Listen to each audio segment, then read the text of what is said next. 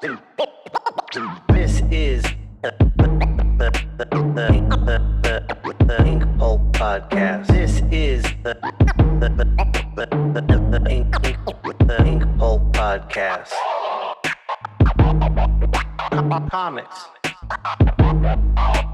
hip hop, life.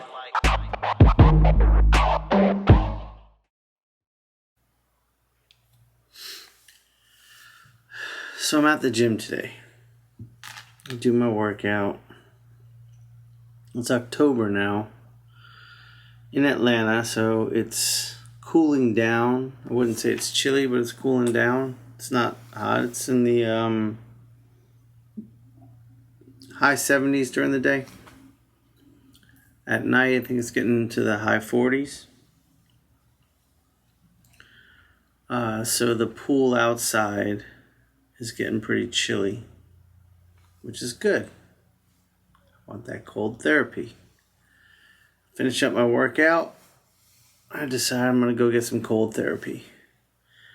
And I head out there. I'm also going to get some hot therapy. I'm not going to go out there and there's an outdoor hot tub with the steam pouring off it in the cool weather in the morning. Like, that's legit. So I go put my shit by the hot tub and I just march my ass right over to the edge of the pool. And I know, the way I'm handling the situation is I know this is going to be cold when I get in there. My body's not going to enjoy it. It's not an ice bath. It's not an extreme situation, but it's going to be cold as fuck. Colder than any water any person would want to be in. For more than a second, they probably wouldn't even want that. So I know that, but I've made up my mind. I'm doing this, and I'm doing it for a reason. And I'll get to that. So I just jump in. That's how I do. And you jump in, you get hit with that shock where you're like, "Oh fuck, that's cold," and then you just work on your breathing. You work on your mind, and you work on your breath, and you calm your shit down. And I find you get a real nice calm sitting in a hot tub for a while. But when you jump into cold water, you go into fight or flight mode. And your heart rate increases and your mind races. And it's like, get the fuck out, get the fuck out, get the fuck out. But that, the reason I do it's for my mental strength too. But it's good for my muscles and my joints and my tendons and ligaments and all that jazz. But I jump in and I can pretty quickly calm everything down. And I've trained myself to be like, don't go by your reaction when you first get in. Bring the calm down and then ask yourself, can you handle it? And every time I do that, well, let's say 90% of the time I do that, I'm like, yeah, I'm good. And the other 1 out of 10 times where you're like, I'm not good, that's a sign. Like, okay, this is too much. Maybe you need to listen to your body in that situation. I jump in and I just walk the lap lane at a really slow pace, like back and forth, twice. It usually takes about 10 minutes. So I spend about 10 minutes. And by the end of 10 minutes, I'm shivering. It's pretty cold. But then I get out and I go right into the hot tub. And that's just fucking awesome to shock your system like that. But I'm in there, I'm walking down, I start heading back. And when I forgot to say, when I went out and I put my stuff near the hot tub, there's a dude in there. And he kind of was watching me do it. And then as I'm at the other end of the pool, about to walk back towards it, I see him get up and he's walking over, kind of shaking his head. And I can tell he wants to try this out. So I'm just watching him as I'm walking slowly. And he hasn't decided I'm doing this. He's got fear in his head. So he goes over to the ladder and starts to walk down the ladder. That shit ain't gonna work. When you approach something with that much apprehension, with that much fear, it's gonna beat you. He got down to right above his knees And he just shook his head no to himself, like, nope, nope. And then he got up, and he kind of, I saw I was watching, he was like, I can't do it, I just can't do it. I was like, you gotta just jump in. You can't, like, ease in. You don't ease into uncomfortable things. You just do it. You get in there, you full steam ahead. And he was marching back to the hot tub, and then he turned around and he marched back to the pool. I could tell him he was wrestling with it. That's what we do. Man, I've been there. And that's what we do. And all the work I've done has allowed me just to jump in. So it just got me thinking, like, because I don't ease in, because I don't test the waters. I mean, I know it's good to be cautious, but in this situation, there's no real danger. Your mind is telling you there's some danger. That's because it doesn't like to feel uncomfortable. But I got out of the pool eventually, real calm, and just went and sat in the hot tub for a little bit. Working on that mind. And I get a lot of health benefits from the body too, but working on that mind is where it's at. It's what it's about. So, he never made it in. He grabbed his towel and left. I did, though. Took that motherfucker's soul. That's for another time. I also want to talk about perspective. Not art perspective, but perspective when it comes to what's happening in life. You scroll through Facebook, you see everyone complaining, political shit on both sides. And it's like war. It's like this is their whole life. And even beyond that, just complaining about shit. Man, we are just at that point in human evolution where in this country where most of us are pretty fucking comfortable. Even if you're lower class, you have a lot of comforts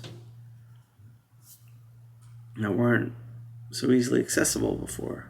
But this isn't about classism. That's not what I'm saying. What I'm saying is we need some perspective. So people are spending all day on social media complaining about every little move that's happening politically on whatever side they're on. They're sitting on their couch. They're on a laptop. They're on their phone. Let's say it's mid-July. Hot as hell outside, but they're inside. Air conditions blasting down on them. They got a nice cool drink. They got a TV in front of them. I'm not describing anything lavish. I'm describing normal. Right? And you can get on the phone and you can think these problems, these things you're complaining about, it's the end of the world. But imagine the same scenario. Imagine the AC cuts off.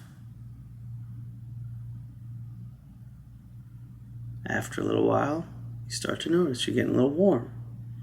Call the AC company. Sure, but it's July. We're booked. We can come out next week. And it's going to be a couple grand, probably, from what you're telling us. Or we can come out tomorrow for a couple more grand. So now money's involved in the equation. All of a sudden, that shit you were complaining about on Facebook doesn't matter. Because it's not real. It's not real important. All I'm trying to say is it's important to keep things in perspective. It's important to look at the good you have in life. The world's going to always have its problems. People are always going to be problematic as a species because life is chaos. But maybe if we all just slowed down a bit, looked at the good things we have going on, thought about what we're doing and what's really important, we could kind of wipe out some of like the blanket of stress and anxiety and negativity that's hanging over us, especially in the United States. I know we got some fucked up shit here. I'm not saying we don't. And I do believe we have to fight for change. Absolutely. But we also have to get through this mental sickness we're all suffering from. Just put some shit in perspective. That's all I'm saying. I got some notes over here. One more thing. I've jotted down some notes at the gym. I had all this shit I want to talk about. Mental curiosity. I get into the shower at the gym and I turn on the water like midway to get it, like, see like how hot that'll be. It's warm, but it's not like soothing warm. I crank it up a little hotter, it gets colder. What? Crank it up hotter again, it gets colder still. Okay, now this is where my mind goes into a different direction. My mind goes into what's going on, problem solving mode. What's happening here? If I turn it towards hot, it's getting colder. A lot of people will just turn it off and walk away and go complain it's broken. And that is a problem. You're not using your mind. You're not solving the problem in front of you. So I put 2 and 2 together. I was like, let me try to make it colder to make it warmer. It's illogical, but the way it's acting is illogical. So I do that. Lo and behold, my shower gets warmer. And it just got me thinking. I think the world would be a much better place if people took the time to try to figure some shit out instead of being lazy and just accepting things as they are. Put your mind to work. Everything I'm talking about today, put your mind to work. Strengthen your mind. Give yourself some perspective. Life can get better for you. Life can get better for all of us. Those are just some thoughts from me. An absolute nobody to you. But hey, I'm the one with the camera on me, so I could speak. Welcome to the Inkpulp podcast. I've rambled enough, I believe. Today, I have my man Jim Mahfood hanging with me on the podcast. We're working on some artwork, and we are joined by DJ Mike Relm. And we have a lot to talk about with Mike.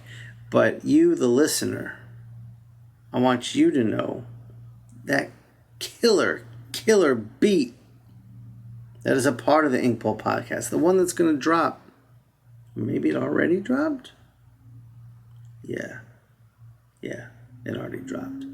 That beat was by DJ Mike Relm. And he did the beat for Inkpulp Instruction, which is live right now. The Indiegogo for my Inkpulp Instruction is live.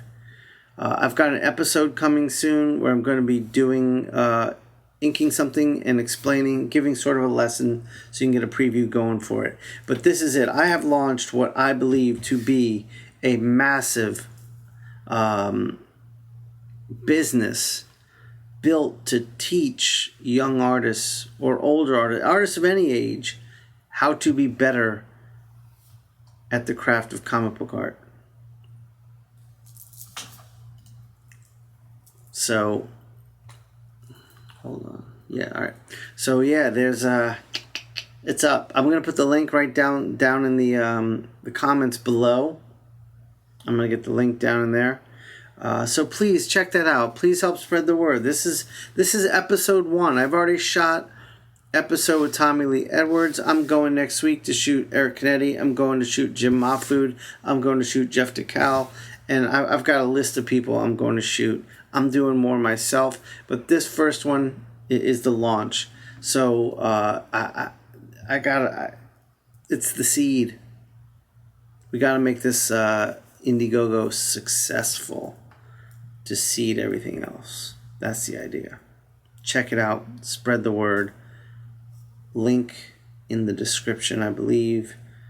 Link is also on my banner for YouTube.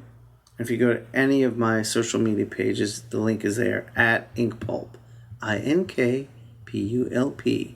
Just like they would say in Midnight Marauders. And sometimes why. Peace. All right, welcome to the Inkpulp Podcast. I'm your host, Sean Crystal. I've got with me today Jim, can I call you a co-host? I mean, you kind of are. Yeah. Jim Mahfood in the house. I feel like I need like a tie or something if I'm the co-host. I need like a blazer. Yeah, you're like my Ed McMahon, and then I got DJ Mike Relm in the house too, so he's my music. What's selection. up? Full show. We're here to entertain. All right, so let's kick this off. Today I want to get to know Mike a little more. I mean, Mike, we've been working together since right before COVID hit. Yeah, just about. And yeah. I feel like there's a lot I don't know about you that I want to know, like your story. So just for the audience, you're a DJ. I am. And talk a little bit about what you do now, mainly. I mean, yeah, I DJ, I edit, I direct, I produce music.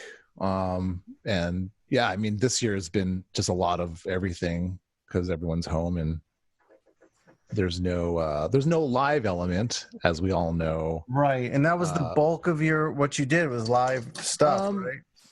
I would say at least half the time. Because I'm not like, when you think DJ, you think, okay, there's, every time I tell somebody what I do, when I want to just keep it simple, I just, I'm a DJ, whatever. And so the inevitable question is, oh, what clubs do you do or whatever, where can I see it? It's like, not like that kind of DJ. So I don't work as much as the average DJ, but it's just a different section of that art, if that makes sense. Right, because you do like hip hop and music production. Yeah. And I'm just not that guy to do a club. Right. I tried it, definitely tried it for a long time. Did you really? Yeah, I mean, like, because for a time that was the only option. I started DJing in like the early 90s. All right, so let's do that. Let's go back. So okay, what got you interested in being a DJ? Initially, well, I mean, I started in high school, so when you're in high school, you're kind of figuring out what you're interested in. A lot of people were into sports, into cars, or some people like to draw. I like music, so right. Kind of got into that, and it just kind of. No, I mean, I played piano when I was younger, and like trumpet in band, but nothing. I played trumpet as well, Mike. I played trumpet in high school. Nice. Yeah. Jim, I need photos. Nothing really stuck. I didn't get to the point where I was like in the marching band or whatever. But where I went to school in Daly City, and there was just, for some reason, a lot of DJ groups. Like, when I was a freshman, all the seniors were like in these DJ groups, and they had the jackets. They all had their names on it, and they looked super cool. That's awesome. And I was like, well, what is this? And because I didn't know what that meant, you know what I mean? It's right. It just looks so professional. And so, everyone's like, that's a DJ group. I'm like, wow, you got 20 DJs in a group, and you guys are just going around doing parties and stuff. How does that work? What are the logistics? Why are there 20 of you? Yeah. Right.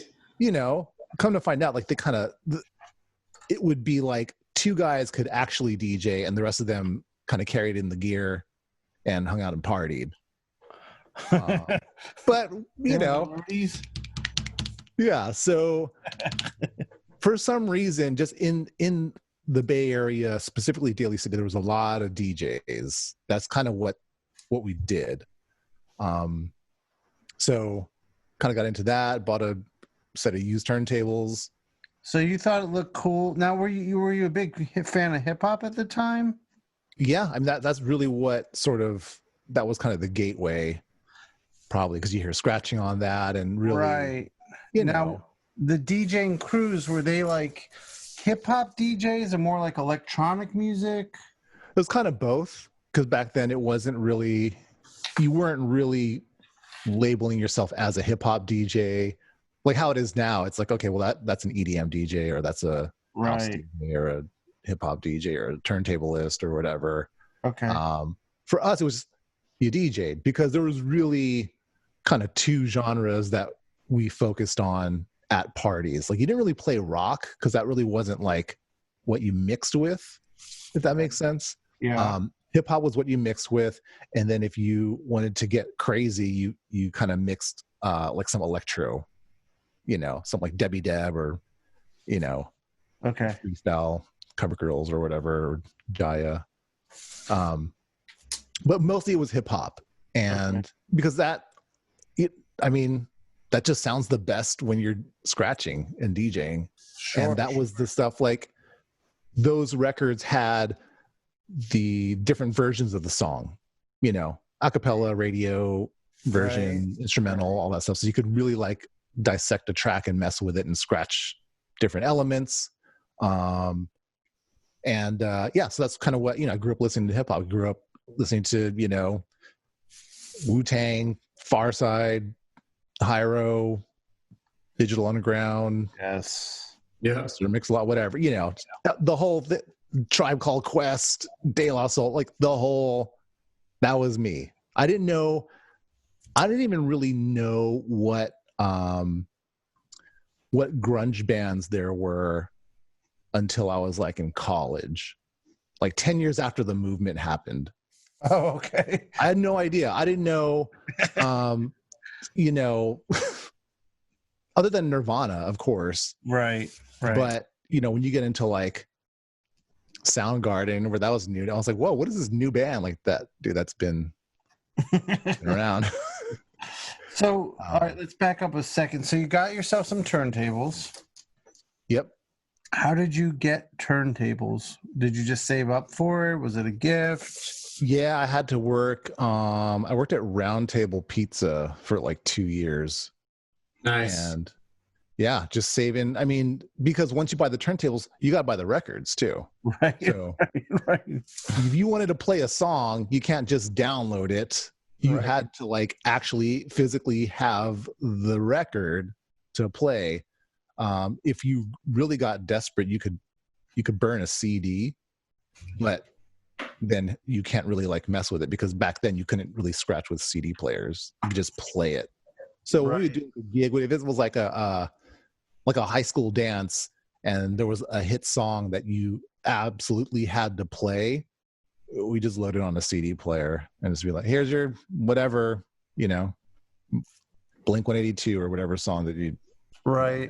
I don't know. So did you get into a DJ crew pretty quickly? No, I got into it pretty late. Because for me, I think because I focused so much on scratching that it didn't really you can't DJ a prom and scratch. Like you just got to play the hits. You know what I'm saying? Right.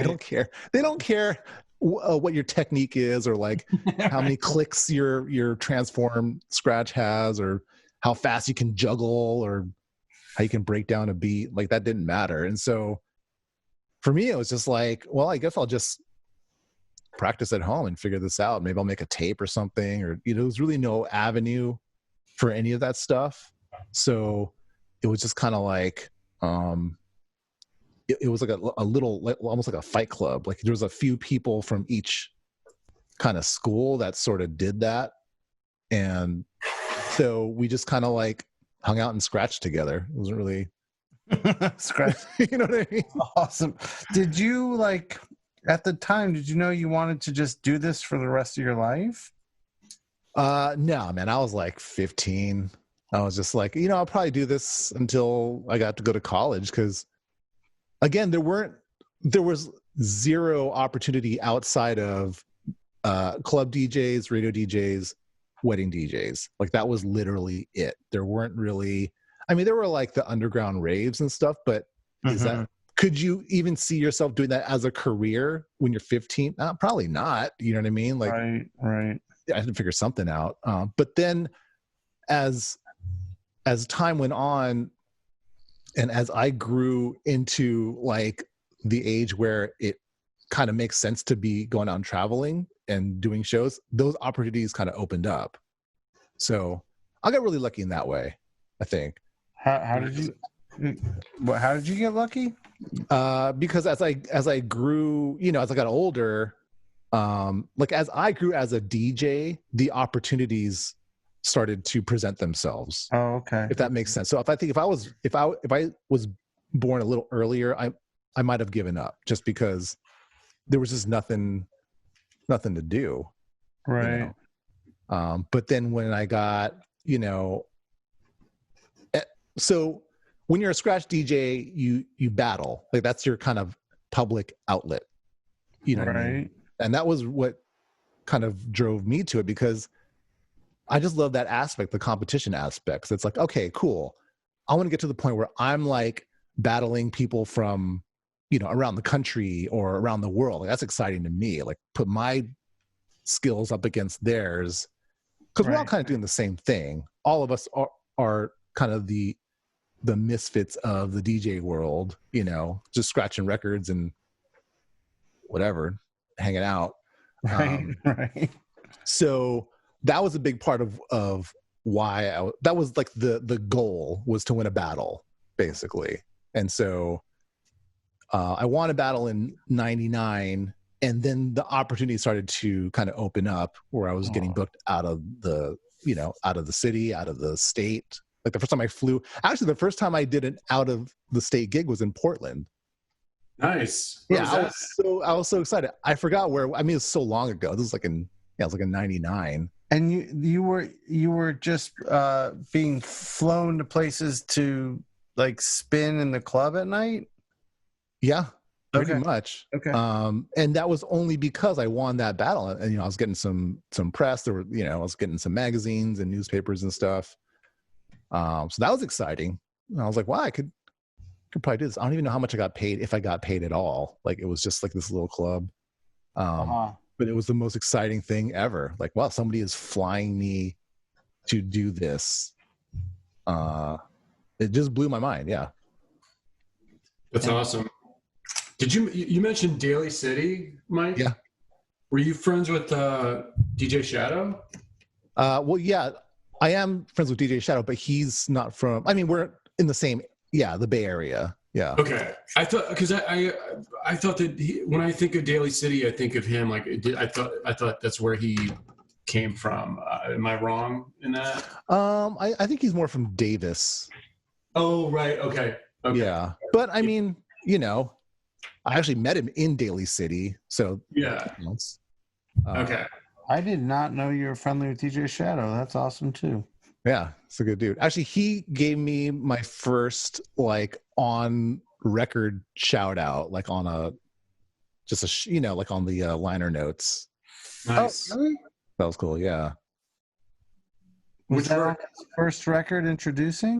No, it's Private Press. Okay. Yeah. I love that record, man. All that stuff's great. Yeah, I'm a big Shadow fan, man. Like his. Yeah, he's awesome. Like, there's always just something about his stuff that's just like, that's better than I would have done. Like him, I would say him and Mixmaster Mike kind of have that, like, right.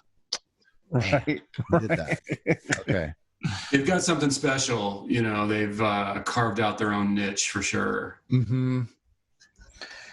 Mike, were you ever involved? What year are we talking about now with you? Like when you went to Portland and shit was starting to take off for you? That was like in 99. So were you like rubbing elbows with like the acid jazz movement that was popping off at the time? Not really. No, that didn't really. I didn't really cross paths with that. Okay. It was more, I guess now they call it open format, where it's like you're taking, it's like the mashup thing where you take the acapella of, a hip hop track, and then you're mixing a rock track underneath or something. Right. Okay. Just kind of transforming it that way. So it's like you could do the parties, but you can also kind of like keep yourself busy as a DJ because you're always kind of doing something and layering something. Gotcha. Yeah. What was I going to say? So how did you, I assume like we're getting near the time where you got into hip hop production a bit. Mm-hmm. So how did that come about? It was just kind of the natural progression, I guess. That's what everyone seemed to be doing. So I was just like, all right, I'll buy a sampler, see how this goes. Oh, okay. Yeah, it wasn't at all like I'm gonna make the next thing. I'm gonna be like, like DJ Premier or something. It was just like, it got to the point where people were like, why aren't you doing this? I'm like, yeah, why am I not doing this? So what do? You just start making beats and mixtapes and shit? Mixtapes came first. Yeah, because when I would listen to other people's mixtapes, in my head, because this is before like YouTube or anything, so in my head I'm like, how did you're hearing these mixtapes, especially the guys from New York, with their intros, like these crazy intros where they're bringing in phrases, and they're making different verses out of like one or two words from each song. Beats are constantly changing underneath, they're scratching. I'm like, how do you do that with two turntables? That's crazy. Come to find out, it's a 4-track. So like you have, it's a cassette tape, but they break it down into 4 different tracks, so you can layer stuff. I'm like, oh, okay, that makes sense. I got one of those.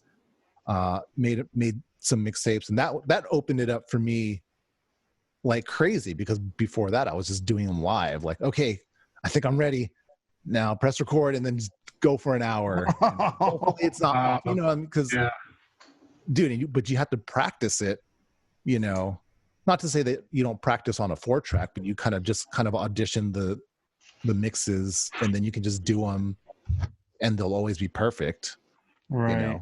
More or less, because you can just keep rewinding it. And so after that, got myself an ASR 10, which is this big keyboard sampler.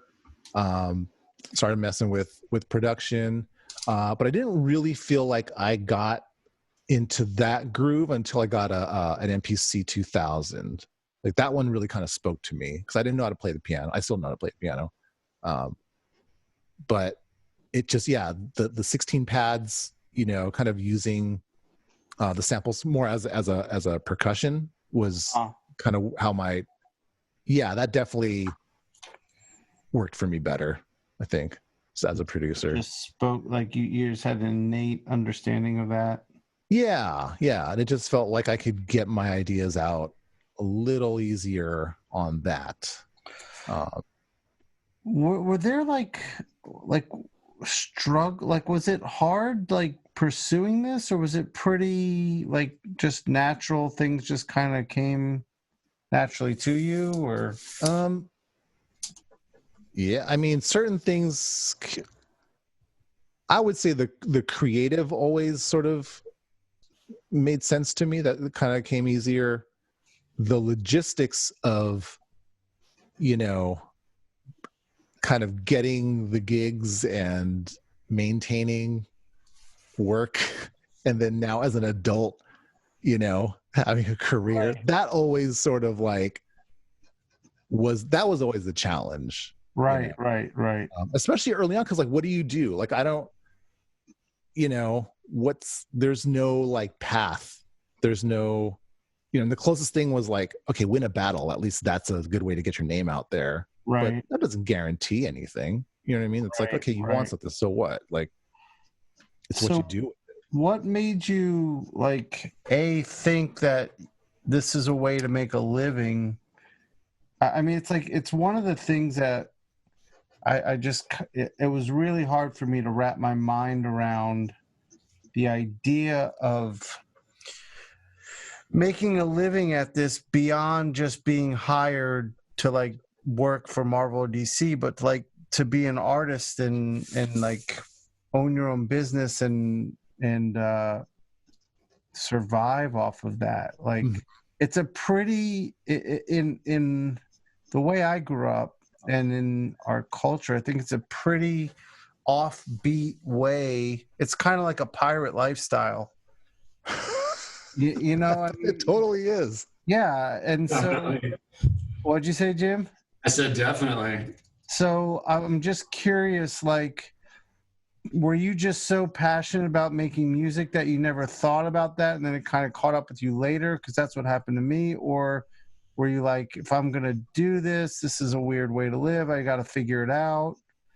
Yeah, I mean, for me, it, growing up as an Asian American, like your parents definitely make sure to remind you every day that you're not making money.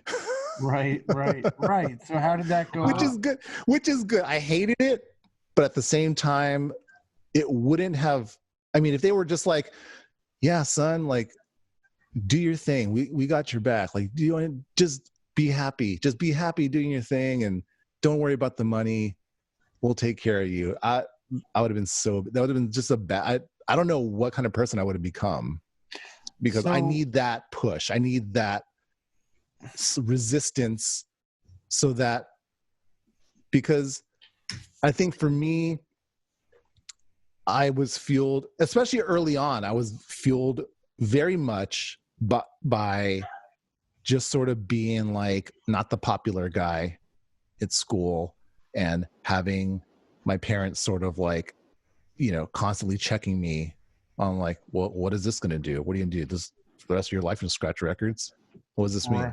Well, how are you going to pay for your insurance? How are you going to pay for your medical bills or your car? Whatever, you know what I mean? Like, yeah, that constant reminder, it was just like, I need that. So it's like in the back of my head, I'm like, yeah, what I'm doing right now, like that's one of the gut checks is like, can I see this succeeding past me going, oh yeah, cool, I could do this thing on the turntables in my room.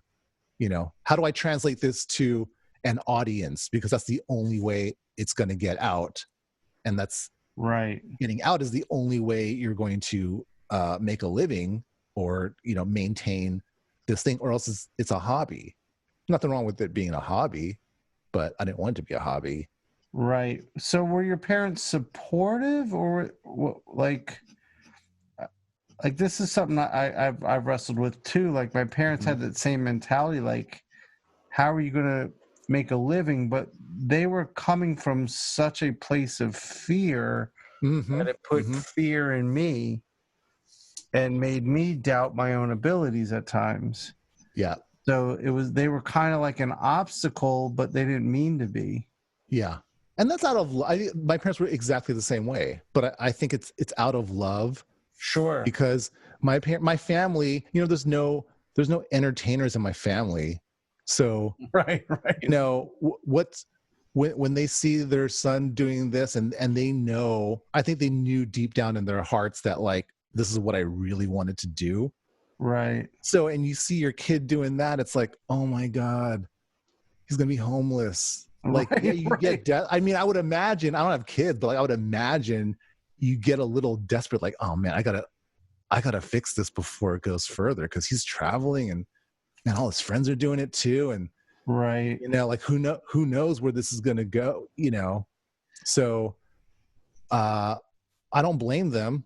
I right. Again, like I think that I'm the kind of person who kind of needs that, so that I'm just not, I think just creatively, it helps when I have parameters, right. like, or at least what others would perceive as limitations. Yeah, I think that's where creativity, like, really, it's a nurturing environment for creativity. Mm-hmm. To like where there are limitations, I think that's where creativity thrives. Yeah, definitely. I needed that. And so to answer your question, yeah, they're proud of me now, Right. It took a while because the other thing is like, all my cousins and all my mom's, friends' kids are like becoming doctors and they're buying houses and, just living exactly again, as an Asian American, that's kind of the dream, right? Is like your kids are just like graduating top of the class and having amazing careers in something. And that to them, that's tangible. But to me, it's so different. It's so, it could be scary to them. So I don't. Sure. Did it cause tension between you all at certain points? Yeah, especially early on, because I was bringing all this gear and records, and they're like, "What the hell is this? Like, this is not the hobby you promised us this would be." You know what I mean? Right. And then staying out late, you gotta go to parties I have to go to the parties to like observe what other DJs are doing, and learn and just have fun. And, I would go, oh man, I remember my mom will probably watch this, but like, I remember there was a party I went to and I was DJing and somebody got shot. Oh. And the next day my mom sees it in the news and she's like, "Oh, weren't you there? I think I saw the flyer," because I had flyers for it. Right. And then I was like, "Oh no, that was a different one. That's a different. It's the same name of the venue, but we were in San Jose or something." Right. I was like a block from the actual shooting. Oh my god. So, yeah. But I get that, I would come home at like 2 a.m. and my mom's like waiting for me and stuff. So looking back on it again, like I get it. Right. But when you're a kid, it's just like, man, like I really want, and I'm not like a troublemaker kid or anything, but I was really going there to, I really wanted to absorb and observe the guys who were DJing, like I would just sit at the booth and just watch how they flipped through the records, how they organized their records in their crate, because you have to, there's a certain, techniques that people would do, certain ways that they would like, use the mixer or just everybody had a different way. And I was just like learning. That was like my school. Right. Yeah. And also to meet girls, like, that kind of stuff. But like for the most part, that was a school to me. Right. Yeah.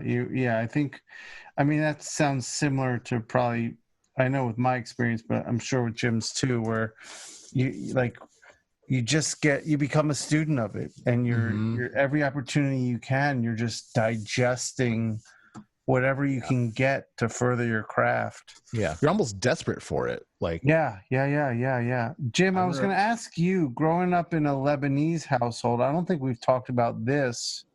Was there a lot of resistance on your end from your parents? Not really, because I was so obsessed with comic books, man, and drawing since the time I was a little kid that when I started thinking about pursuing it in terms of a job or a career in high school, my folks, I don't think were very surprised by that. They saw that this was just such a huge part of my life, and I was so obsessive about it. Yeah. That I think their view was, we don't know how to help you on this quest that you're on, but we can encourage and they're basically like, we want you to pursue what makes you happy, but we don't have any of the answers of like how, and this was all pre-internet, obviously. So it's like, how do you break into comics? How do you show a portfolio? And so, they were supportive, but at the same time they had no answers. And I went off to college, art school, and left St. Louis, and it was one of those things of like, well, good luck, son, and we'll be here for support. But again, we don't really know anything about this whole art school thing or how any of this works. Right. Now, I don't know. Culturally, is that, like, for a Lebanese household, is that pretty progressive to be that minded? Yeah, well, also, man, remember my mom isn't Lebanese, so Oh, okay. I kind of had the mixed white suburban Midwest culture from my mom, and then my dad being a Middle Eastern, pretty serious, hardworking guy. I think that he saw that I was very, very hardworking and committed to this idea and the discipline of pursuing art. And that part of it, I think he related to. It just was the rest of it. Right. That, you know, his son is turning into this weirdo art, like punk rock guy with like posters in his room of Bill Sienkiewicz art and like Run DMC and stuff. So Right. I'll tell you this real quick, Sean. I think that this is hilarious. Like when my parents dropped me off in Kansas City to go to art school, right before they left, my dad was like, if I hear about you smoking dope, we're going to come up here and pull you out of school. And that was like the last thing he said to me, and they drove away. And I just watched them drive away, and my first thought was like, how is he going to know that I'm smoking dope? Like, who's going to tell him that this is happening? They're 3 hours away in St. Louis. I'm in Kansas City. This is 93. There's no internet. There's no family in Kansas City to rat me out. Like, how is he? But he made the threat. Like, right. And then fast forward 2 hours, Jim's got a bong in his. Oh, for sure. No, he's like, oh yeah, I forgot. I got to go to my guy. For sure. And you know, Mike, what's interesting too is I have two younger brothers. I became, you know, this weirdo artist guy, and then my youngest brother became a DJ, a musician. So funny. I was sending mixtapes to my brother from college when he was in like junior high, and he became obsessed with hip hop. And he started taking these mixtapes to the record stores in St. Louis and finding the records that all these songs were on. So for example, if it's like Eric B. and Rakim, Don't Sweat the Technique, he's going out and finding the record that's on it and just buying the whole record. Nice. And falling in love with this music. And then he eventually gets used turntables from some friends of his. He sets up his turntables and records in my parents' basement in the laundry room, and just obsessively starts mixing and scratching after school every day for hours and hours and hours. And he became a professional DJ. His name's DJ Mike. He's always stayed in the Midwest, you know, but he wound up like going to finals, man, with one of the Red Bull Really? three style, whatever it's called. Yeah, three style. Yeah. But dude, he's an incredible mixer, scratcher, turntablist. I'm gonna check out. So, how do you spell it? Mahf, just DJ Mach. So in St. Louis, he's the Motown on Monday guy in St. Louis. Yeah. So he does that. He does various. Well, here's the problem, Mike. He was making a living doing 4 or 5 weekly events in St. Louis. So he became kind of like the big fish in the small pond. Yep. As far as DJing goes. St. Louis with COVID this year has been shutting down and restarting all their nights that he has. Damn. So currently, I think he's doing 1 or 2 weeklies, but they end at 11 o'clock at night. Whoa. So his whole career, like, I'm sure you know lots of people like this, his whole career has been dramatically affected by this year. Everybody, yeah. So he's producing music. He's doing his Twitch thing twice a week. He does Motown on Monday, Twitch on Monday nights. Nice. People can send him money, but his whole career, man, has been almost like sidelined. It's scary. It's So what are your, like, how has all this affected you? well, like I said, like basically live performances that's like half of what I mean, in terms of time and money, is about half. The rest of it is all, video film work. Right. So I got pretty lucky in that sense. Not to say that I'm not completely just devastated over not being able to like go do a show, because that's what I've been doing for the past 25 years. Right. You know what I mean? Like, in terms of, so when you say how does it affect me and how I spend my time, or how does it affect like how I make a living? Or I guess both, because I was just curious. I mean, you just broke it down, but I was just curious, like, what is your ratio of live DJing to actually just being at home in the lab producing and making stuff that can generate a revenue? I mean, you answered that question already. I think the dilemma my brother is facing, being mostly a live performer, is does he need to start concentrating all of his effort now on learning how to make music, produce music, make beats?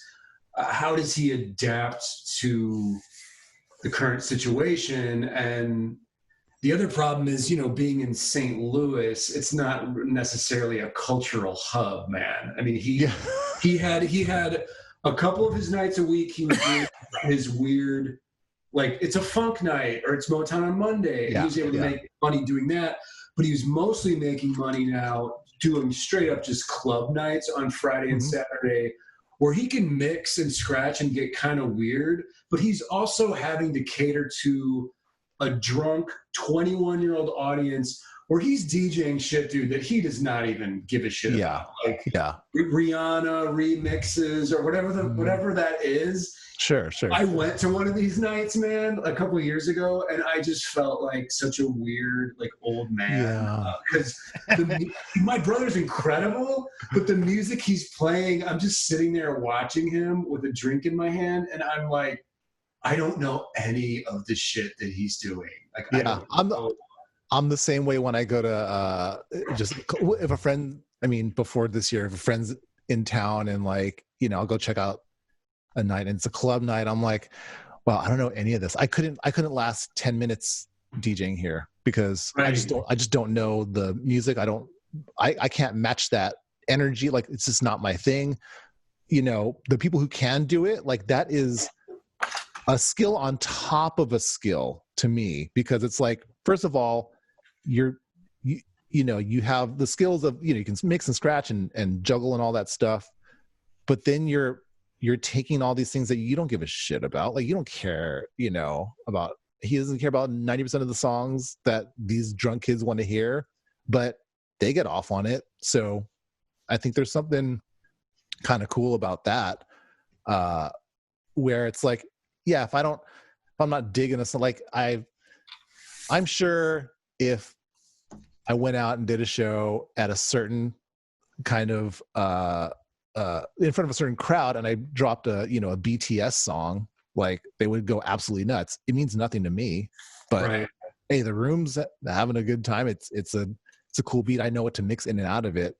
But yeah, I mean, if I were completely reliant on live shows up until this point, I would definitely be spending some time. I'm spending some time now, like, learning more production techniques and looking into different, just, I mean, not even music, but cameras and stuff like that, just because that's where my brain's going now, I guess. Yeah. But yeah, for him, it's tough. I know a lot of guys that it's taken its toll in that. I mean, it's like, what do you do? Everyone's doing Twitch and stuff, which I think is smart, both financially and creatively, because it keeps you, it's like, you guys know, like, use it or lose it. Like, if you don't draw for a week, how does that feel? Oh, yeah. So you pick up the pen and it's like, wait, it's not doing what I what I think it should be doing. Same with DJing. Like, it's like, if I rest for too long, I jump back on. I'm like, wow, this feel like a foreign object. Like, Yeah, I'm going through it right now on camera because I just got back from vacation and I'm like, my hand hurts. I'm like, I don't know what I'm doing anymore. Yeah, that's like because it looks amazing to me. thank you. I think you just get to a point where like your skill set is strong enough that even when it doesn't feel like it's flowing naturally, it looks okay. It just like I don't know if that happens with you, like with music stuff. But Jim, do you feel that way? I mean, I can't imagine. Jim, you just draw like you breathe. You're constantly drawing. Yeah, but no, I understand what you're saying, Sean. Like there's times where it happens mostly when I'm sitting down to draw an actual comic book page. Yes. Where I'm breaking it down, laying it out, penciling it and inking it. There's times after 23 years, I sit down and I say to myself, okay, how do you draw comics? Like, I don't, how do you do it? Oh, wait, okay, I think I know. Like, and it does become sort of a relearning process almost each time I sit down and doing what I'm doing right now, warming up, just doing ink freestyle drawings. I can do this all day, but planning something that has to have a coherent narrative and storytelling, and that requires the whole planning and frustration of figuring it all out.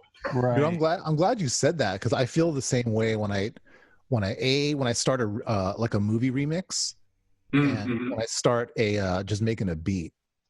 It's always like, unless I have like an exact idea of what I'm trying to do, I'm just sitting there. I'm like, wait, where do I start again?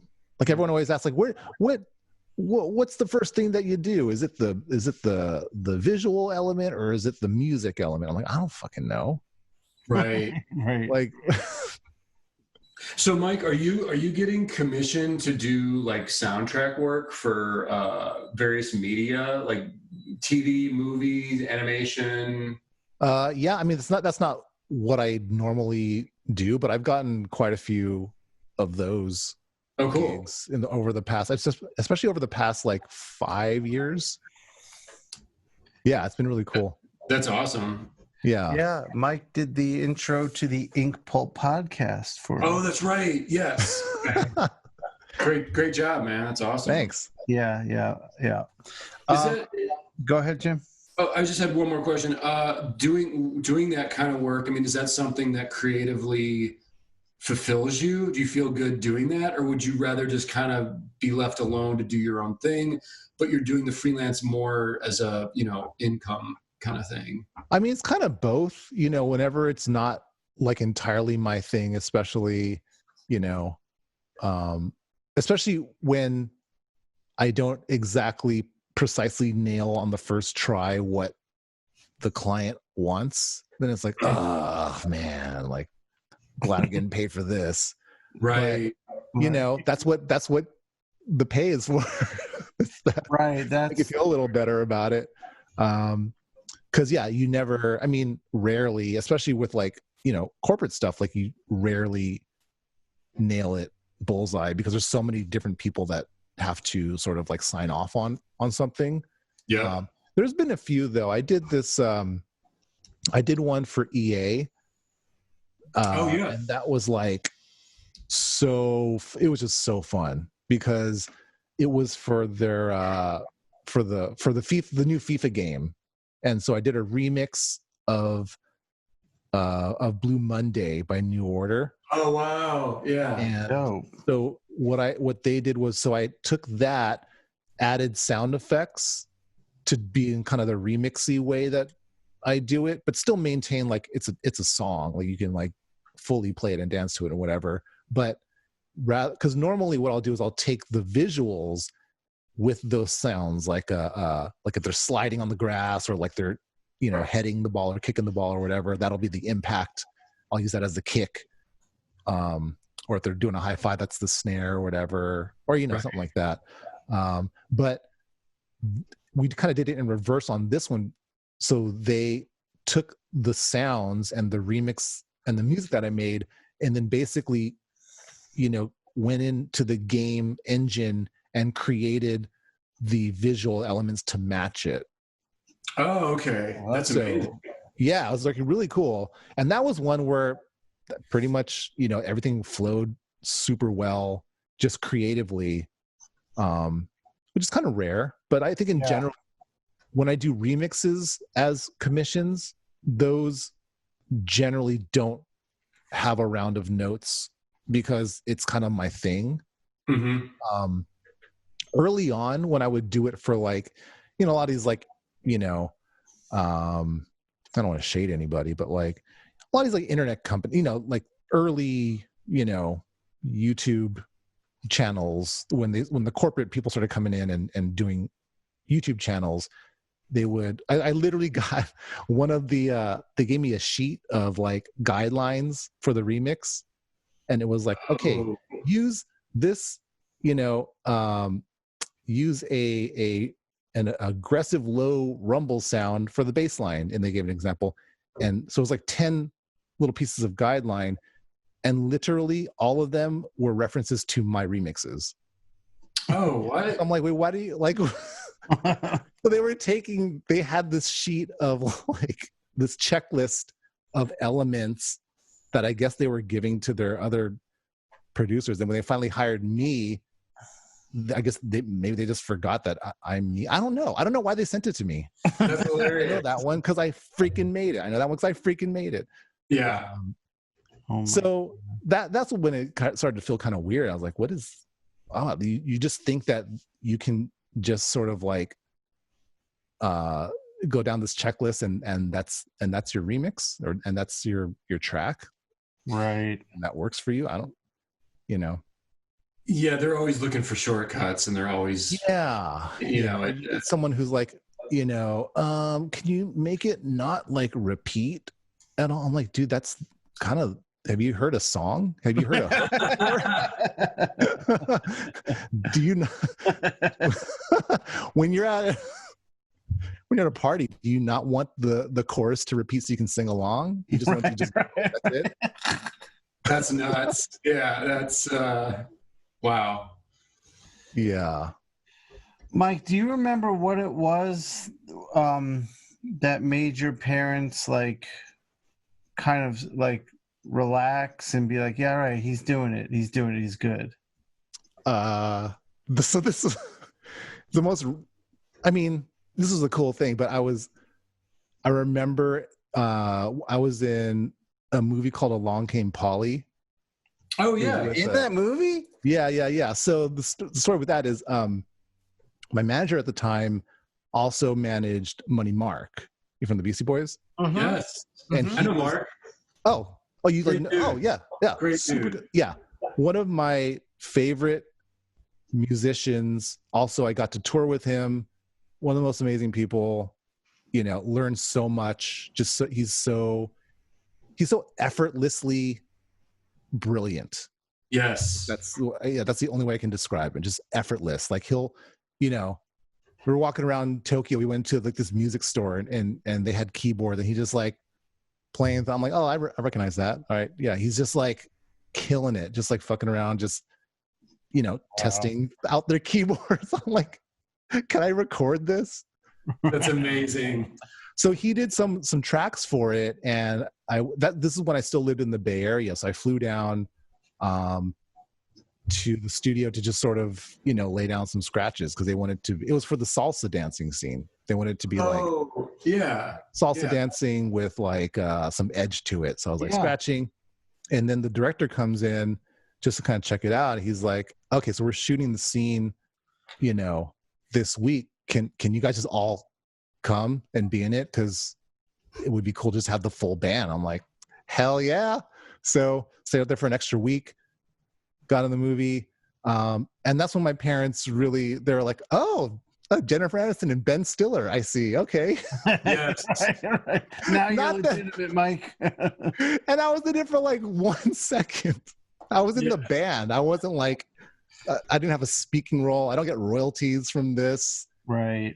Doesn't, but to them, that was like the one where, I feel like they were like, oh, okay, this could be a thing. And to be honest, to me too, it felt like, okay, this could be a thing because, that's not, if I were to think back to what could be possible through scratching, that's not one thing that I would have, right. That's fantastic, man. Yeah. Yeah.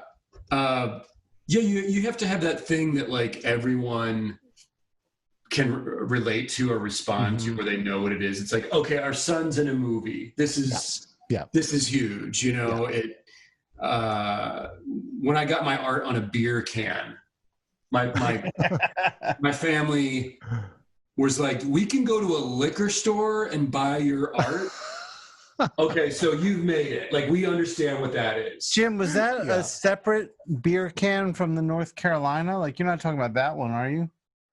Colt 45. Oh, that's right. You did the Colt 45 thing. Yeah, I did like their ad campaign in 2007. But when the beer cans came out, I mean, St. Louis was one of the cities you could buy them. So that was a huge deal to my folks, not understanding necessarily like underground comics or independent publishing. They know that I make a living. It's all good. But me saying, you can go to a liquor store and buy my beer six-pack with my art on the cans. They were like, this is huge. This is incredible. Right. So It is a big deal, though.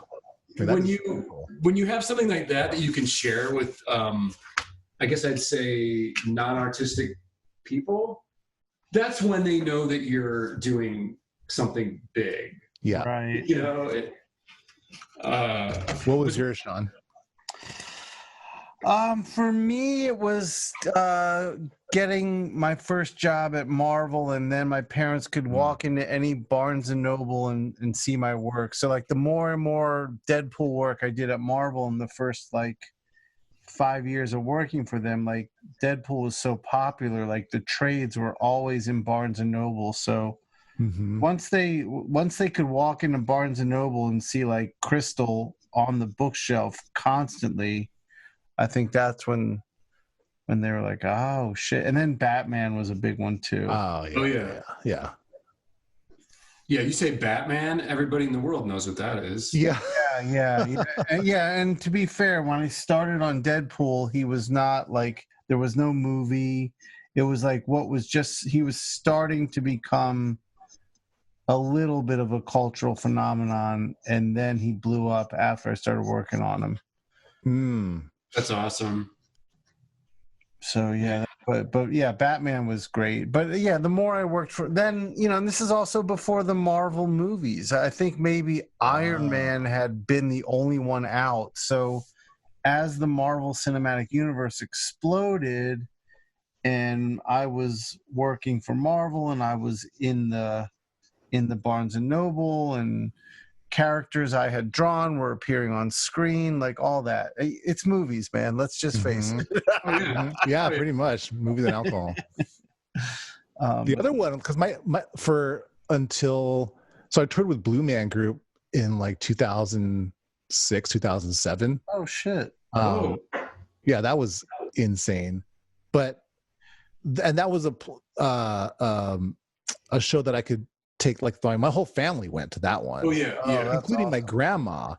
And so up until that point, my grandma thought I was a singer. She gets they watch the show, and she's like, wait, I thought you were a singer. Mike, how far removed, like was your grandmother born in the States, or did she immigrate here? She immigrated. She came here in like the early, maybe the 30s. Okay. I guess. I don't know. Yeah. 40s or something. Yeah. But yeah. So my parents were born here. My brother and I were born here. Yeah. So that there was that how do you explain turntablism to back then she was like 80 or whatever. Sure. Right. So seeing it helped. Right. And so seeing just the crowd, because we did huge arenas, so it's like, that's a pretty good flex in front of the. Right. Yeah.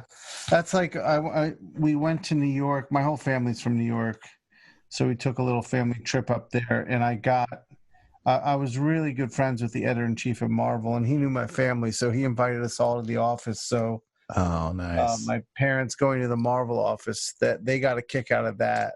Damn. And then That's awesome.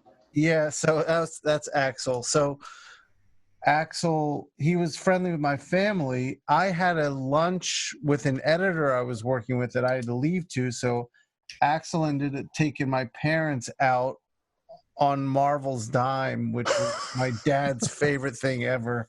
That's amazing. You know where he took him, Jim? He took him to Empanada Mama's. I was so jealous. Oh, that's brilliant. That's perfect. I ended up going to a Korean taco place. Ooh. Well, it was a Korean place, but they specialize in Korean tacos. And then I was watching Fuck That's Delicious, and they this was early on when Alchemist wouldn't eat anything.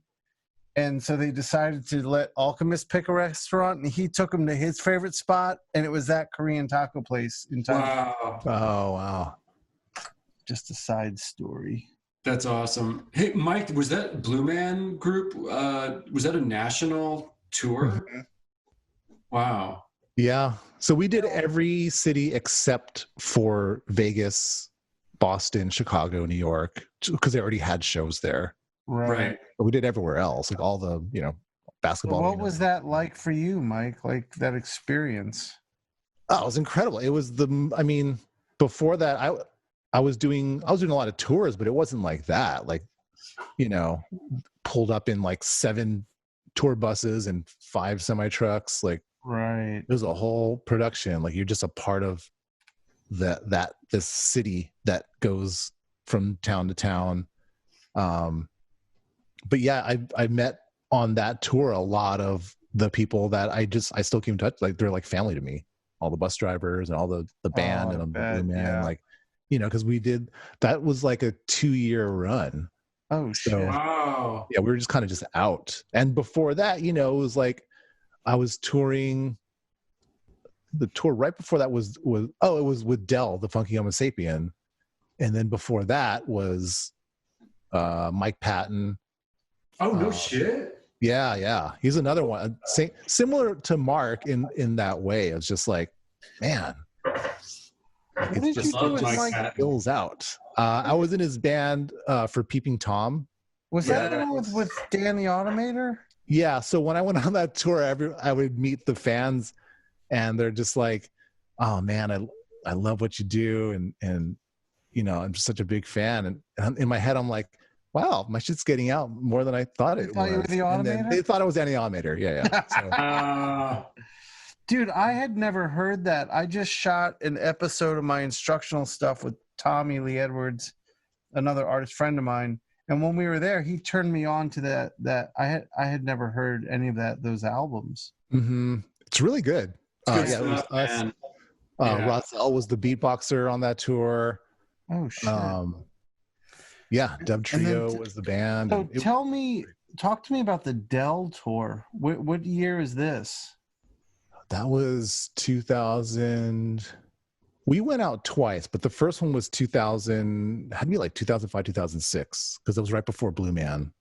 So that was after Deltron. Yeah.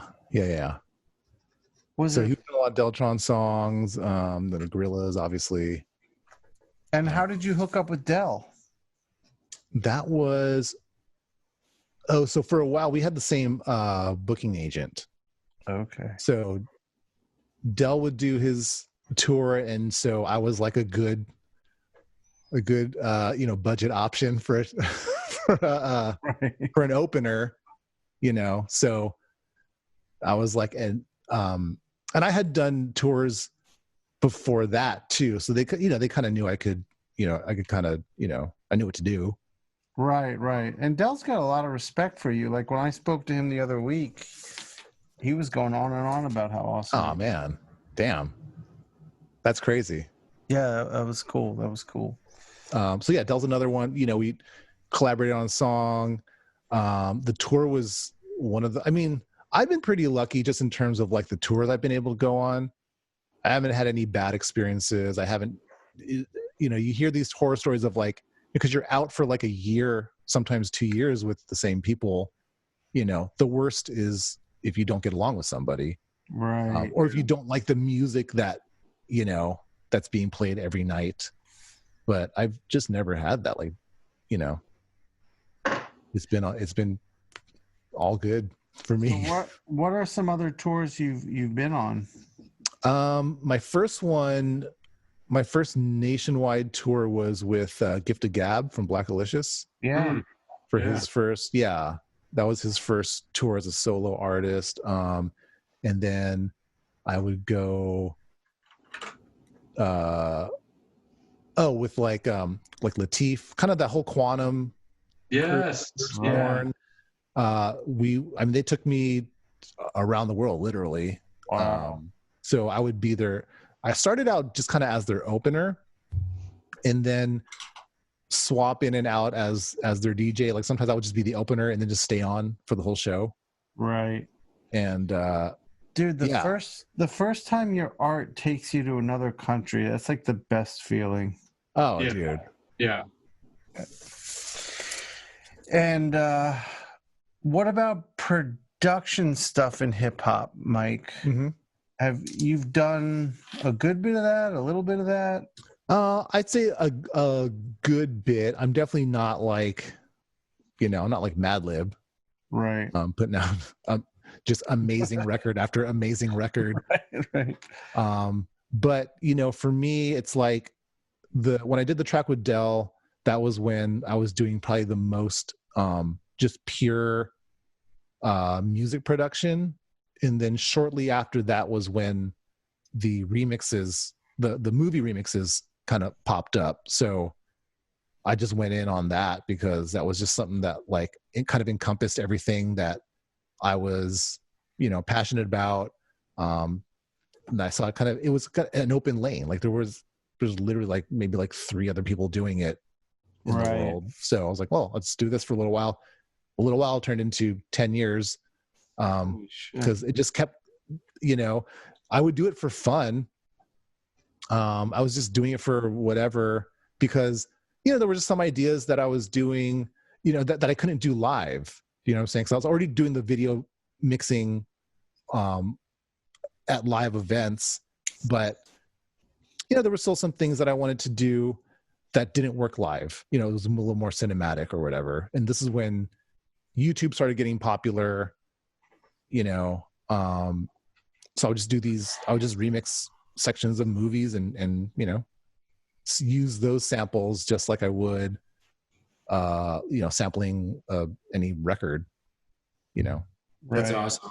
Yeah. And that started picking up because I did one for Iron Man 2, just because this is back when you could download the trailers from Apple Trailers. They just had, I don't know. Yeah, I remember. Yeah, you could just download the QuickTime. It was that's what it was. They were kind of showing off what QuickTime could do. So they were like, "Oh, you can download the HD version or the SD version or whatever." I'm like, "Oh, cool. I'll take that."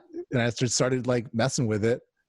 And then I get a message from Jon Favreau, and he's like, "Hey, this is cool." I was like, "What? Oh. You saw that?" Wait.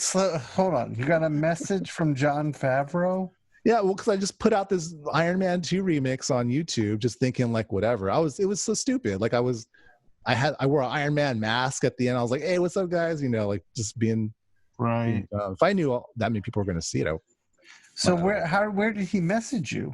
Just on Twitter. Oh, okay. Yeah. So he's like, "Yeah."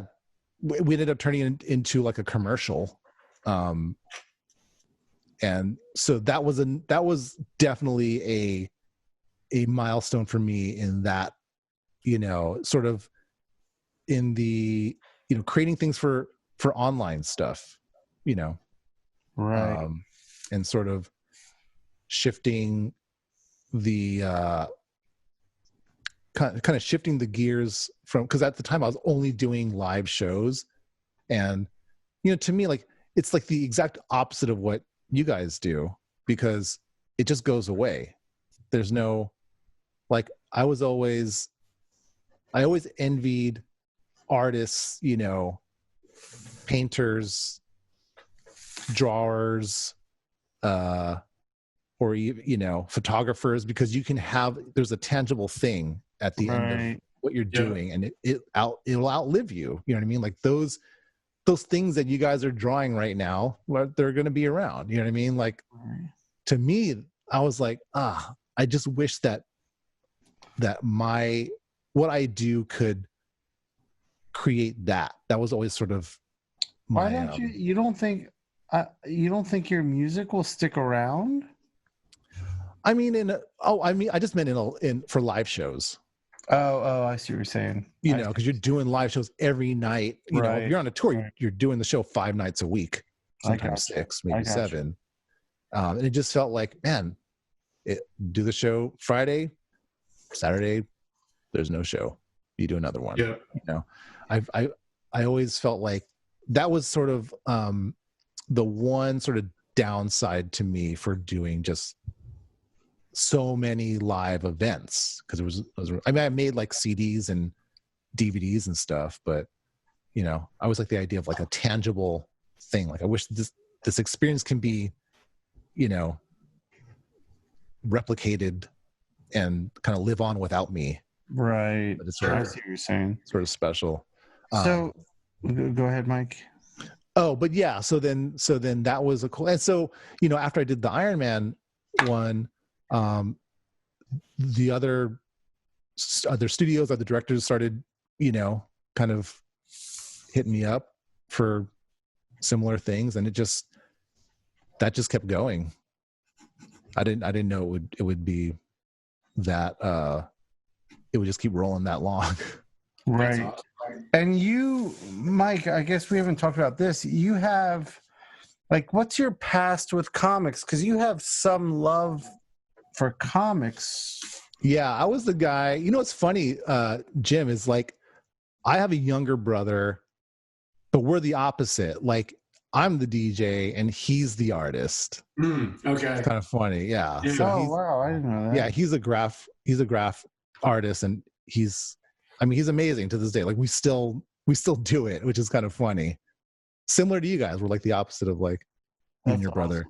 Yeah, I love that. It's I still do like flyer work and album covers for my brother when he drops like new releases and stuff. So it is cool to have a collaborative connection that way. And whenever I would go to St. Louis in the past, we would usually organize, like he would do a DJ event, and then me and my buddies would come down and paint live, on stage, do the live art. Oh, wow. At the events, and make it just this full-blown, sensory overload kind of situation. That's Mike, dope. Jim has a history of these like live art events he would host that are epic. And Jim, you did one for MF Doom, right? Yeah, we did a Doom show, years ago, probably 10 years ago in Chicago. I did a show with him in Chicago. Really? Was it at what's that place? The Congress? Is that what it's called? Oh, it was, man. Was it with Mos Def?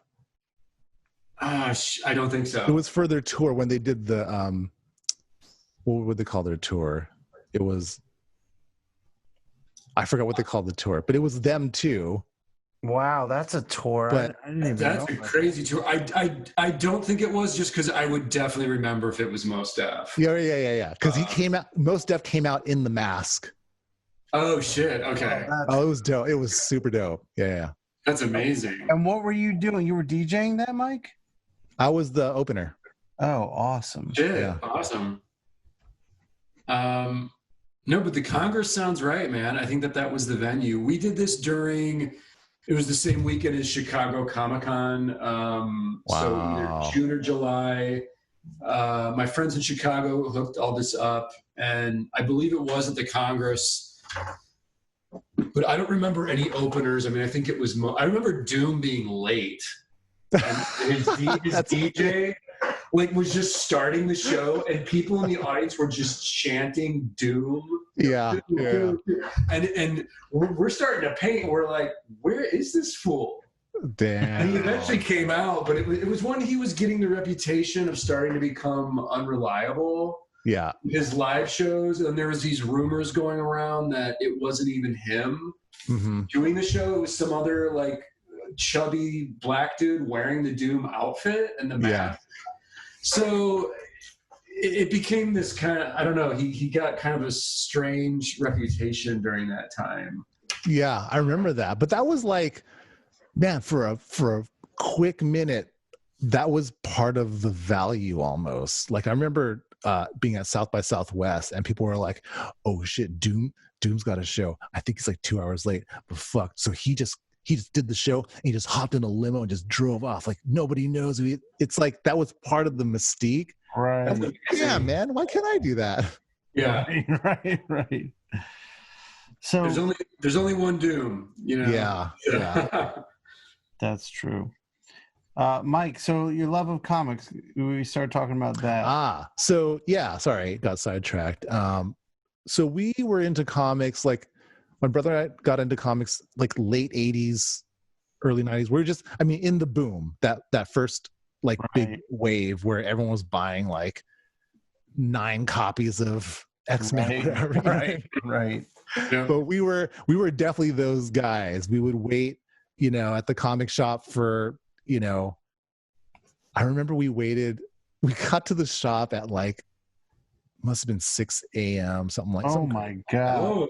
For like X-Force, the bagged X-Force with the different cards. Yeah. So you had to get all 5. Yeah. I mean, they totally took us. Totally, every penny. So we were all those kids, man. We were all victims of that era, and it sucks, man. Because like I started collecting when I was way younger, and so I was collecting in the 80s, but I was still a total sucker for all the early 90s shit. Oh, I was too. The bags, exciting, man. And you would think that I would have enough sense to be like, it's a scam. But no, I bought all that shit. Dude, that shit was exciting, man. It was like comics became legitimate with that. They weren't just spinner rack books. Right. No, it was exciting. You're right. It was like a whole movement that was happening. Right. Yeah. Going to all the conventions and stuff. And I remember when Spawn #1 came out, I was like, oh shit, this is, all the Image, Right. When those all dropped, it was like, damn, this is the beginning of some crazy new thing. So we were into that, and we took art classes at like the Art Institute in San Francisco. Shit. For like, we took those summer classes and stuff. But again, like it really stuck with him. Like we're brothers, so it's like we're just sitting there drawing, and I'm like, oh yeah, this is not my thing. This is right. For sure. Like he has that, part of the brain. Like, so did he pursue it as a career, Mike? Yeah. I mean, now he still paints, and he does graphic design too. So he kind of incorporates that in terms of like, just like the making the living side of things. But he's done walls in San Francisco, commission walls and stuff like that. And that was for him. I think the family's like sort of understanding for what he did kind of culminated when he did a legal wall like in Chinatown. It was like this crazy like dragon, and so my grandma's all showing off to her friends and stuff. And that's great. Awesome. Yeah. So San Francisco Chinatown is my favorite Chinatown. Yeah. Unbelievable. That's the best one. Yeah, it's so amazing. Hey, Mike, real quick, were you going to the conventions you mentioned? Were those all Bay Area? All the Bay Area ones. Did you go to? Were you guys going to WonderCon? Oh my God, yeah. San Francisco. I didn't go to WonderCon. I went to Comic-Con. San Diego. In San Diego, yeah. Okay. Yeah. Okay. I did. Oh, no. I went to. There was one. I don't think it was WonderCon, but it was in the Moscone Center. Was that WonderCon? Yeah, that was WonderCon. Okay, then I did go to WonderCon. Yeah. What year was that? That was so overwhelming. It must have been. We were really young. I remember because the entrance fee was like $20. And I was like, wow, you got to pay $20 just to get into to buy things. This is crazy. Yeah. Right. But then that's what you did. That was ridiculous. Like because the other conventions were like in the mall. Right. Ceremony Mall, where you just walk around and it's like, oh, okay, cool. You can buy baseball cards, and there was a couple comic things. But yeah, just going to WonderCon and seeing that just full force, everybody's out there. This is before the crazy how Comic-Con is now with everyone cosplaying. Right. Yep. I miss that San Francisco WonderCon, man. Me too, man. I would do that show every year, and that was like the mainstream Bay Area show. And right, Ape was there too, right? And I would do Ape every year, and that's Alternative Press Expo. And Mike, I don't know if you ever checked that one out, but that was all like indie comics, black and white stuff, alternative press. Oh, okay. And every year during that one, we would do a live art event at the Milk Bar on on Hate. On Hate, yeah. Yep. So for years, man, we did that, and then eventually, Sean, does Ape still happen? I don't know. I was just gonna ask you the same question. If you guys don't know. Yeah, I forgot. I mean, damn, I miss going to San Francisco. I miss Ape. Yeah. It's a magical town, man. I was definitely bummed when WonderCon moved to Anaheim because, I'm already living in LA. I have already got enough conventions in the LA area. WonderCon was my excuse to go to San Francisco once a year. Exactly. So it also had a different vibe up there. Like now it's just like an LA corporate show, but in San Francisco, it was kind of like, it still like had a bit of a like small con vibe to it, being a big con. Mm-hmm. I love that show. When were you guys going to that, to the San Francisco one? This would be in the early 2000s, I guess. Yeah. Oh, okay. Yep. I think my last year there was, I think 2010 or 11, because I was there promoting the Marijuana Man book I did with Ziggy Marley. I think I was there that year, Jim. And Sean, Ziggy showed up, and I remember this. Him and I signed at the Image Comics booth together.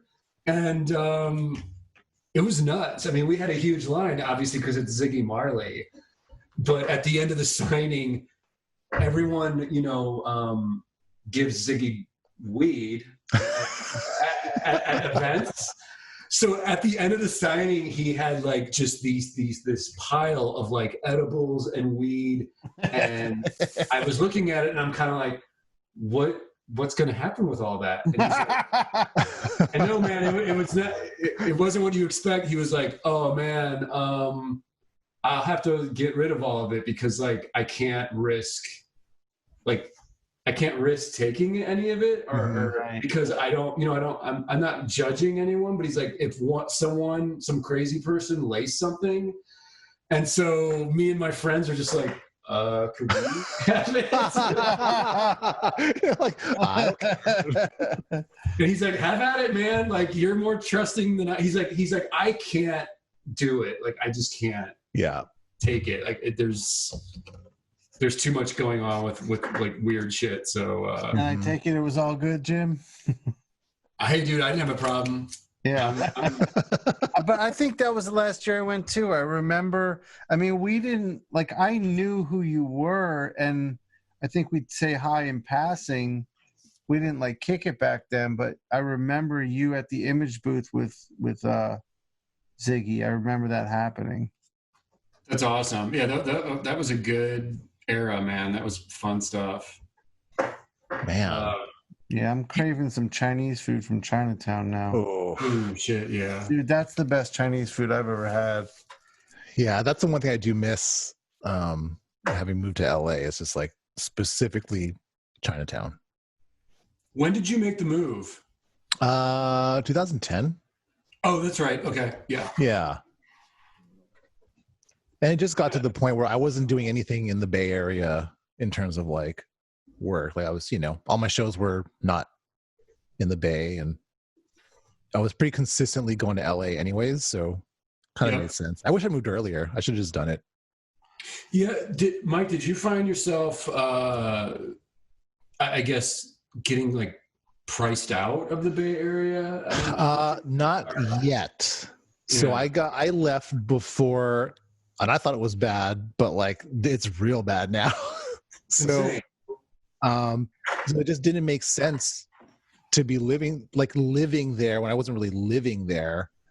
And then also it just got to the point where it like there used to be a lot of artists in San Francisco in the Bay Area. It was a great place to just be an artist and just have a community of people, but it stopped being that way. And it started getting, the priority was always like, at the time it was like apps. I guess the priority still is apps, but just that the social media technology companies were definitely taking over. Like a lot of the old like mom and pop stores ended up being like, whatever, these weird coffee shops with like super fast Wi-Fi or whatever they need. Right. I don't know, that kind of shit. So it was just like, like all these pop-ups and all these like, what was it like? I mean, Zipcar. I never used Zipcar. I don't know, but that kind of shit. Like, Right. you just get in a car and show your phone to the sensor, and then you can drive and do whatever you want. Like that kind of stuff, which is innovative for sure, but that's not what I want to be surrounded by. Like, Right. That's a priority. I don't need to be there. And then LA is like all artists. You know what I mean? Right. It's like if you're not doing something creative in LA, like you feel weird. So yeah. it's weird, like that's the whole the cliche is like you go to LA and every server or whatever or taxi driver has a script, Yes. something. Right. So to me I love it. That's great. That's that's what I want to be surrounded by. It's so funny, man. As soon as I moved to Portland, the next time I went to LA to visit, like I flew into Burbank and my Lyft driver was giving me like his business card because we were talking and I was like, yeah, I'm working in comics and animation. He's like, dude, I do voiceover. I just moved here from like Ohio. He had like headshots and gave me his card. And I was in LA in the city for like literally 10 minutes. And some kid was already like, man, if you need help, like if you got connections, I'm like, oh fuck, dude, Jesus. Oh, you can't escape it, man. You can't. You can't. I stopped telling people what I do, and when it comes to like ride sharing, Lyft or Uber or whatever, it just do you just make something up now? You're like, well, I just say I'm in marketing. Oh, okay, great. That usually just sort of like, okay, Yeah, That's interesting. I don't want to be too, I don't know. It just seems kind of, now they know where I live. You know what I mean? Like that kind of stuff. Like, Right. That's a good point. I'm so paranoid. I'm like, okay, so now they know, there's cameras and DJs and record equipment in there. I'm like, dude, I don't want, it's just too weird. Oh, sure. So I met Mike, this is for the audience, because we're doing a project together with the Far Side. So I'm curious, how did you hook up with those fellas? Oh, so I did. We were both on a sort of tour / festival.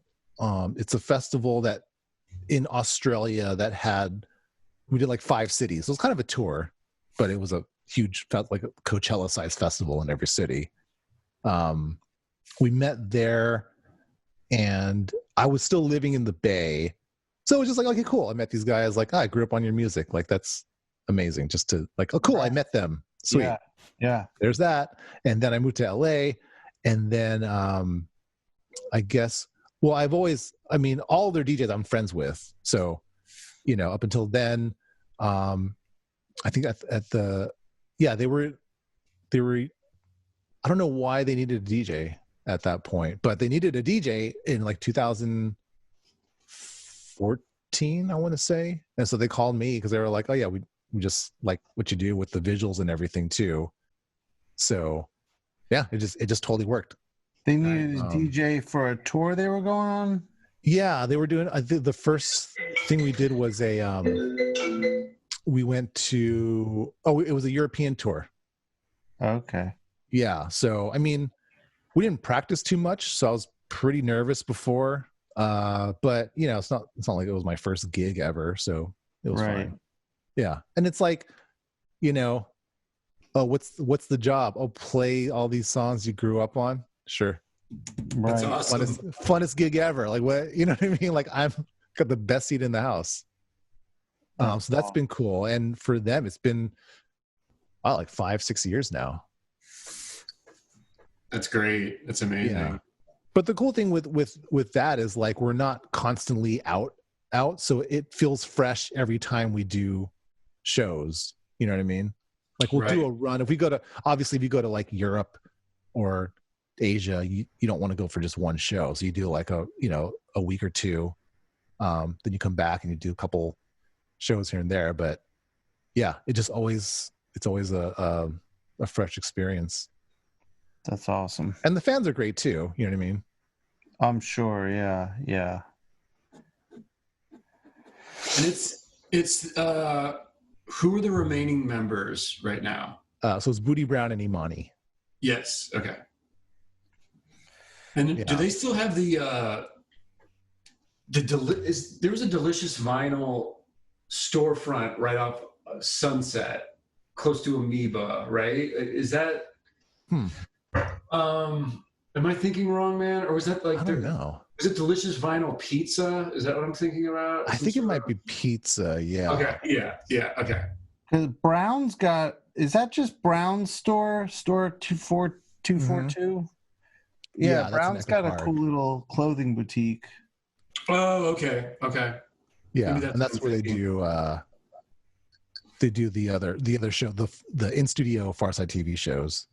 Nice. Okay. Oh, that's where they do that. Okay, that's cool. Now you both. Another thing I wanted you guys to talk about was you both are friendly with Jim, your friend DJ Z Trip. Is that his name? Yeah. Yep. Zach. Mike, you know him? Oh, I've known Zach for a long time. Yeah, I mean, I actually saw a video recently from like '97 that we were all there. I was like, damn, it's been that long. Jeez. What video was that? Oh, it was a local show. I feel like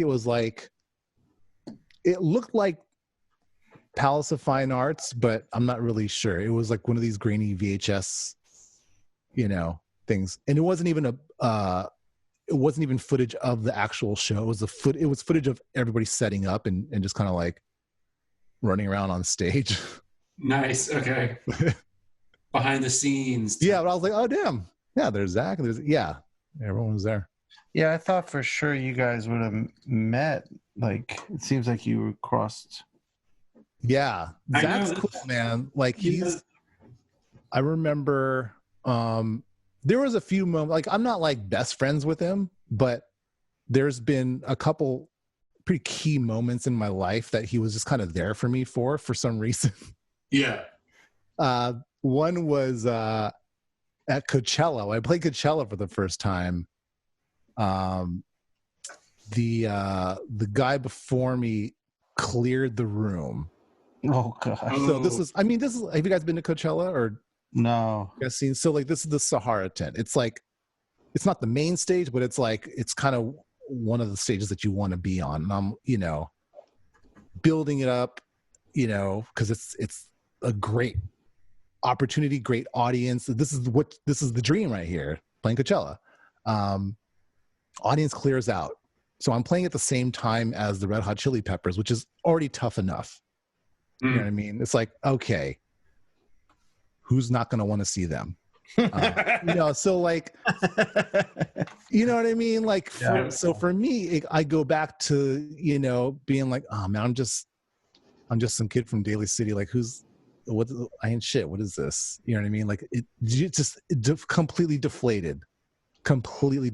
So like, it's like 5 minutes before I'm supposed to start and I'm just standing there, rooms, the tent is empty and he comes up from behind and he's just like, well, I'm ready to see a show.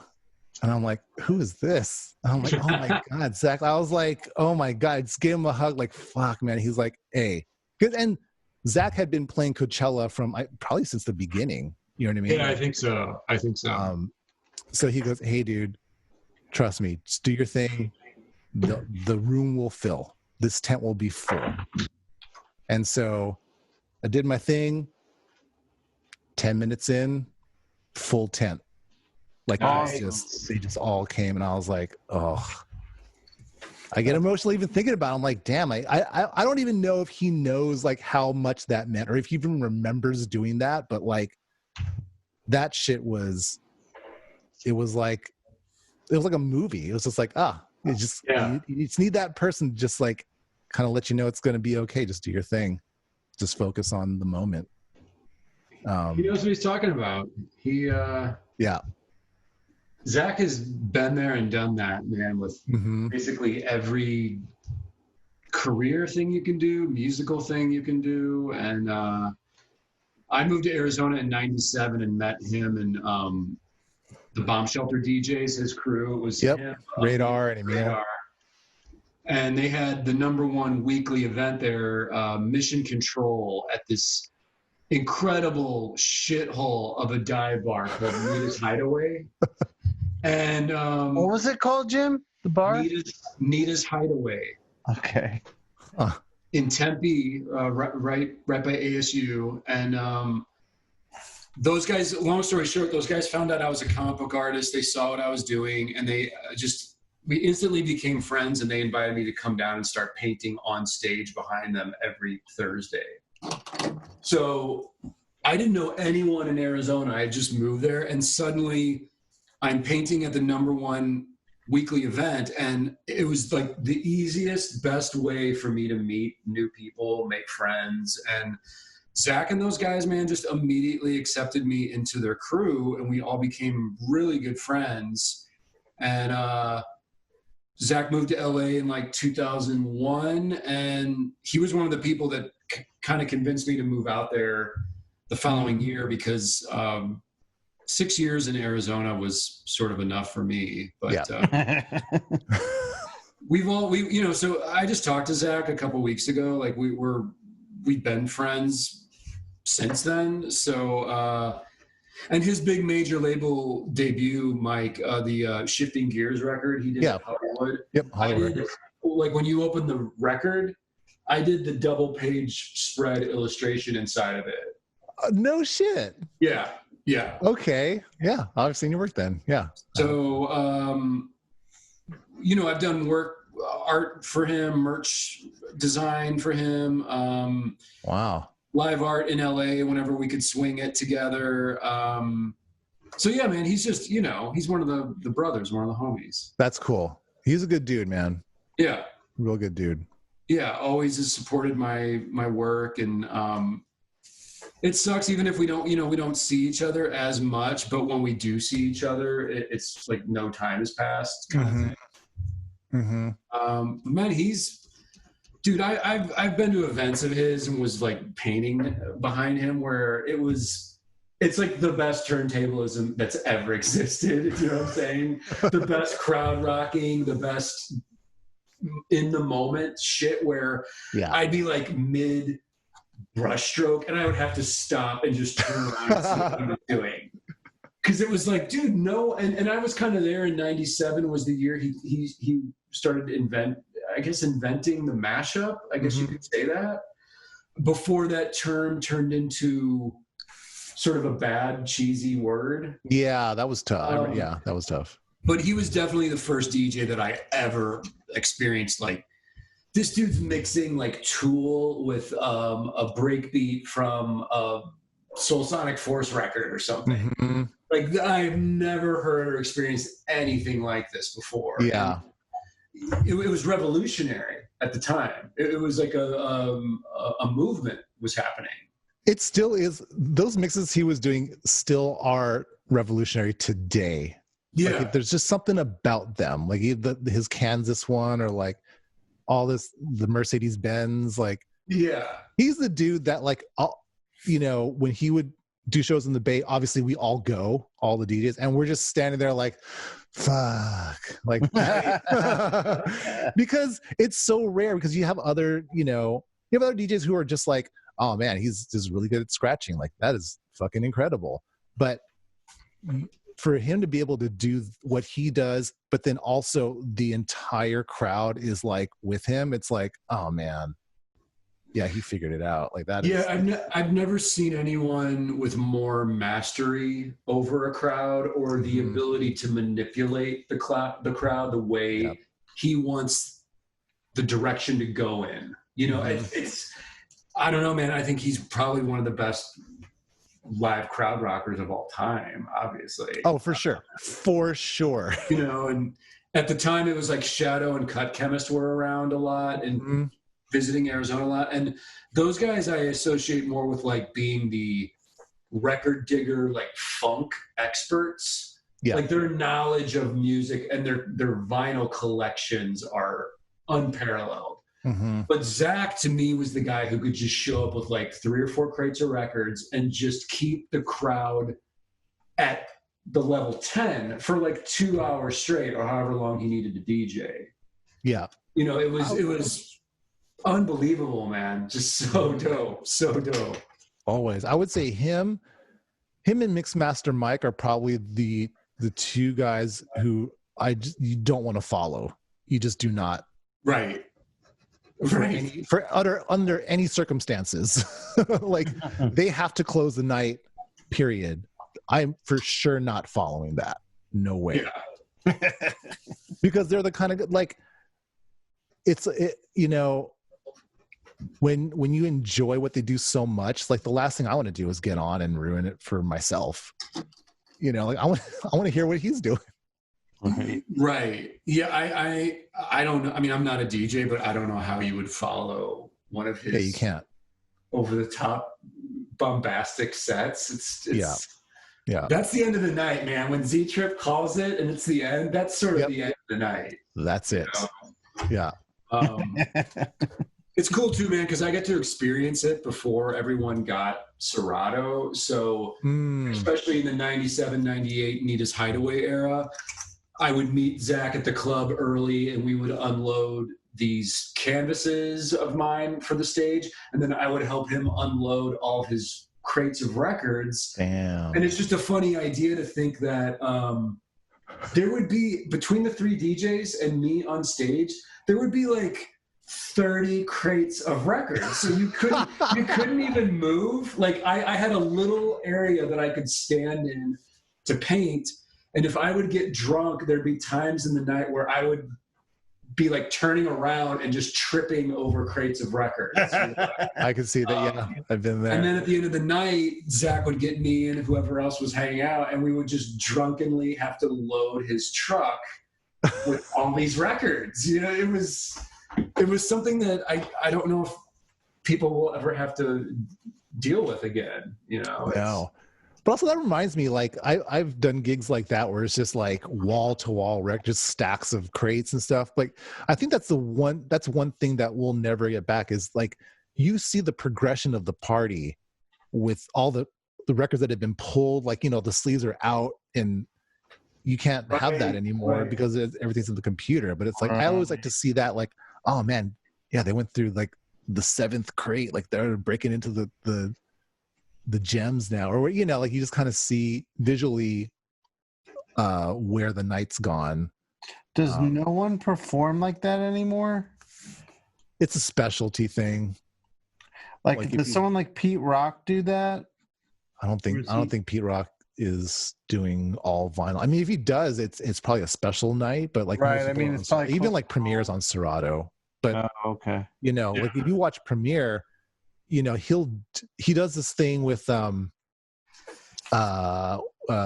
full clip where he'll start with the original sample and he's playing it. It's like, okay, cool. And then he takes, he has it chopped up where he can like fire them off with like cue points. Mm-hmm. And so he all of a sudden it's like, oh wait, no, he's playing it like he did on the sampler when he made full clip, and then he puts the song in. It's crazy how he does. It's just like, that's a genius way. I was just on the treadmill today with that jam, and Nice. So good. That's cool. All right, fellas. I think we've done the deed. Dude, this is amazing for you to just watch. Like, thanks. damn. This was great, man. I'm glad we all got to hang out. Yeah, Yeah. me too. I knew you guys would really connect well. I'm really surprised we haven't met already. Yeah. I know, man. I back in the day at all these events and stuff, I used to party so hard that I would almost assume that we did met, and I'm just not remembering it. I don't know. They're from the Arizona era. There's people that have come up to me at like Comic-Cons and stuff in recent years and have said things like, I was at your and Z-Trip's event and we talked afterwards. I'm like, dude, I was a crazy party animal back then. Like, I don't remember any of that shit that happened. I mean, I have some photo evidence, but Yeah. it was a different time, man. It was a different time. Totally. And also, like, for me, I don't know if this happens for you guys, but like, if I meet somebody in one kind of aspect of my life, like music or whatever, and then they come into my life through like television or film or something, I'm like, oh wait, no, we did meet. But like, if the context isn't the same, it doesn't register to me right away. Oh, sure. You know? So I guess there's part of that too, just in terms of like remembering people. But I don't think that's the case here, because you've been an artist for, I don't know. I'm sure we have met. It's just parties are crazy. Like, who knows? Yeah. But Sean and I can relate to what you're saying, because like when we meet people at Comic-Cons, it's almost like you're meeting them, but not really, because your senses are already so strange in that environment that it probably takes someone to meet someone like multiple times for them to stick in your mind in a situation like that. Yeah, unless you go out for dinner together. Yes. Yeah. Cements it. Yeah. Otherwise, especially I would imagine with you guys, like it's just a line of people, cycling in and out. Like you're only like half meeting them. You're not really, you're just being introduced. You're not like getting to know anybody. Yeah. That's true.